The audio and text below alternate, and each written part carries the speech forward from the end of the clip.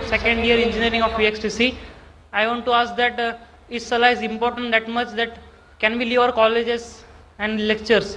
It's possible that we have lectures and classes all the time, so we should leave that. Or my second question is, this Sunni and that Shia are not joining that in Salah, so what should be done with them? How we can improve them? Rohit भाई ने दो सवाल पूछा है.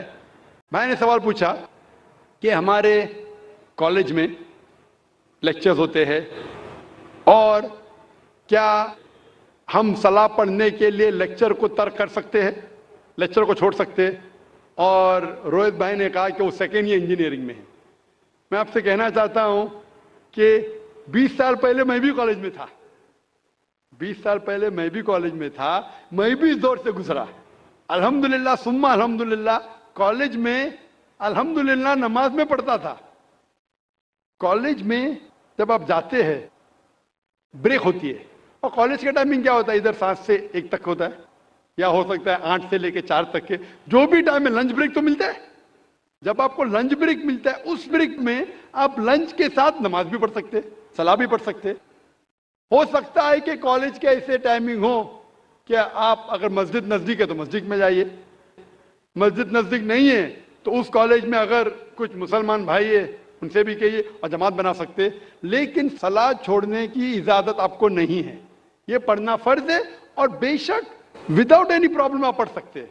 आप जाके boys common room में पढ़ सकते, गर्ल्स कॉमन रूम में पढ़ सकते. सलाह छोड़ने की इजाजत नहीं है. मस्जिद करीब है तो मस्जिद में जाइए, सलाह छोड़ने की इजाजत नहीं है. आप कह रहे थे कि कोई सुन्नी हजरात है, कोई शिया हजरात है जो पैर से पैर नहीं मिलाते. कुरान मस्जिद में सुन्नी शिया नहीं है, मुस्लिम है. मुस्लिम उसे कहते हैं जो अपनी जिंदगी अल्लाह के हुक्म और फरमान के मुताबिक बसर करता है. जो इंसान अपनी जिंदगी अल्लाह के बताए हुए रास्ते पे चलता है उसे कहते हैं मुस्लिम. तो जो आदमी नमाज पढ़ता है, मैंने आपसे जिक्र किया, अल्लाह सुब्हाना ताला कम से कम 12 जगह कहते हैं कुरान मजीद में अतिउल्लाह और अतिउर रसूल, ओबे अल्लाह एंड ओबे द मैसेंजर. सूरह निसा सूरह नंबर 4 आयत नंबर 59 और 12 जगह का जिक्र मैंने किया. हमें अल्लाह और अल्लाह के रसूल की इताअत करना चाहिए. और अल्लाह के रसूल फरमाते हैं कि आप उस तरह नमाज पढ़ो जिस तरह आप मुझे नमाज पढ़ते हुए देखते हैं. यह हदीस है बुखारी की किताब आदान की चैप्टर नंबर 18 हदीस नंबर 604. और फिर से दोहराया गया सही बुखारी में जिल्द नंबर 9 हदीस नंबर 352 352.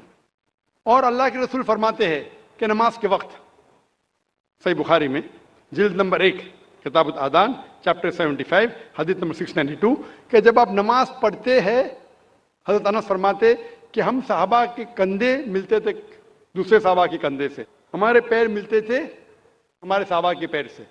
अल्लाह के रसूल फरमाते सुनन अबू दाऊद में सही हदीस है जिल्द नंबर 1 किताब सलाह चैप्टर 245 और हदीस नंबर 666.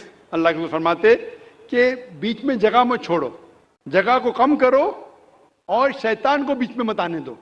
उसका मतलब हमें कंधे से कंधा मिलाना चाहिए.